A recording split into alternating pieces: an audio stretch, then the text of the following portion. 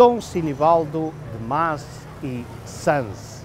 No século XIX não havia quem não tivesse ouvido falar deste nome, principalmente aqui em Macau. Foi o homem que inventou o iberismo, a junção das coroas de Portugal e de Espanha.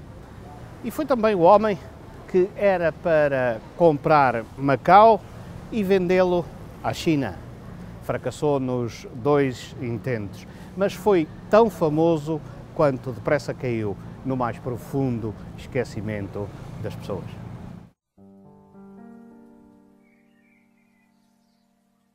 Figura multifacetada, foi pintor, escritor, tradutor dos clássicos. Dominava 20 línguas. Viajou pelo mundo inteiro antes de ser nomeado ministro plenipotenciário de Espanha para a China. Foi também o fundador do iberismo, a ideia que consagrava a fusão das duas coroas da Península Ibérica.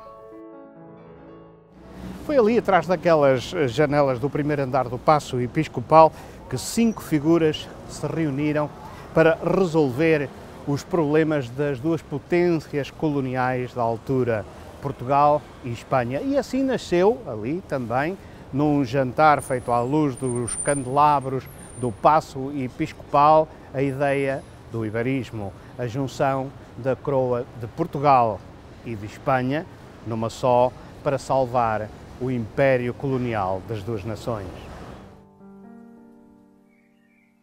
Dom Sinibaldo conseguiu atrair para a ideia da União Ibérica importantes figuras da vida macaense, a começar pelo bispo, Dom Jerónimo José da Mata, cujo retrato pintou e que se pode ver na Galeria dos Prelados da Diocese. Da congregação dos Lazaristas chegou a Macau em 1825, tendo concluído os estudos no Seminário de São José. Tomou posse da Diocese em 1845. Durante o seu episcopado concluiu a reconstrução da Sé, construiu o novo cemitério de São Miguel e reorganizou o Seminário de São José. Visitou e criou ou reativou várias missões, um pouco por todo o Sudeste Asiático. Apesar de tudo isto, em vez de um louvor, recebeu uma censura do Vaticano, que se encontrava na altura de relações cortadas com a coroa portuguesa. Em 1857 regressou a Portugal, onde pediu a resignação, que lhe seria concedida 3 anos mais tarde. Para além do bispo, sentava-se igualmente à mesa episcopal do iberismo o primo de Dom Jerónimo, Carlos José Caldeira. Jornalista e político, Caldeira era uma espécie de agente secreto do governo de Lisboa que tinha sido enviado para Macau a fim de se inteirar da situação da colónia portuguesa da China, na sequência do assassinato do governador Ferreira do Amaral e do atentado contra a fragata Dona Maria II, que provocou a morte de toda a tripulação, mais de 200 homens. Carlos José Caldeira ocupava-se oficialmente da publicação do Boletim Oficial da Colónia, tendo para o efeito sido nomeado diretor da imprensa oficial. Terminada a sua missão em Macau, faria o competente relatório da situação para o governo de Lisboa, que resultaria também na publicação do livro Viagem de Lisboa à China, na qual aborda já a questão do iberismo. Para além dos 3 mencionados, participaram também no repasto 2 monges das Filipinas, ligados aos círculos intelectuais e jurídicos espanhóis. No banquete acertaram toda a estratégia de divulgação do iberismo. Carlos José Caldeira chegou mesmo a imprimir na imprensa oficial que dirigia, aqui em Macau, literatura para o efeito, o que lhe valeu ser preso em Lisboa, acusado de ter na sua posse propaganda subversiva. Mesmo assim, a ideia da integração ibérica acabou por ganhar adesões entre a intelectualidade portuguesa, tendo Latino Coelho sido um dos seus mais vigorosos defensores. A questão concentrou, de algum modo, o debate político em Portugal e Espanha durante cerca de 2 décadas, até se desvanecer naturalmente no limiar do século XX. A permanência de Dom Sinibaldo em Macau prendeu-se com negociações que levava a cabo com o Império Chinês para a obtenção de um tratado comercial. Enquanto esperava, o ministro plenipotenciário de Madrid publicava em Macau um tratado contendo a gramática do que seria uma língua universal baseada em complexas regras musicais semelhantes às tonalidades da língua chinesa.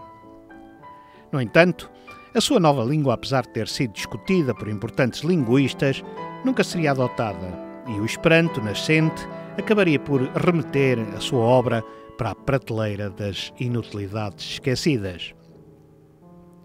Dom Sinibaldo deixou Macau com uma grande festa de despedida que culminou com um baile de gala nos salões do Leal Senado, onde as senhoras gradas da colónia tocaram piano e foram feitos brindes ao iberismo.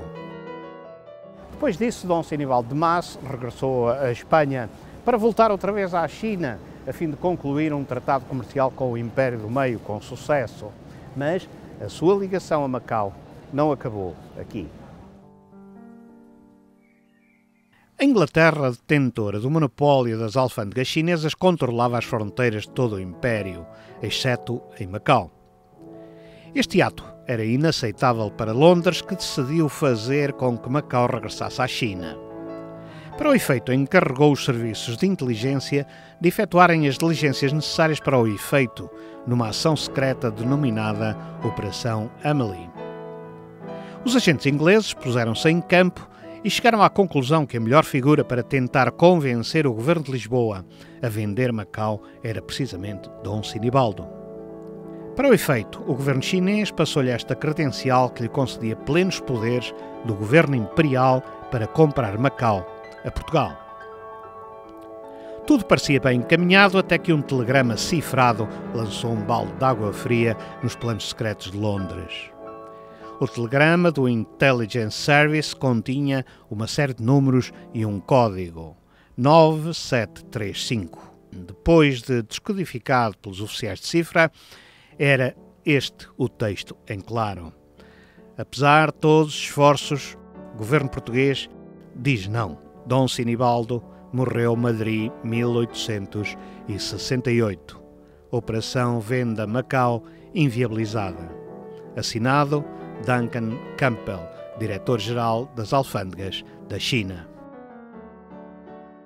A hipotética venda de Macau à China seria a última missão diplomática de Dom Sinibaldo de Mas e Sons.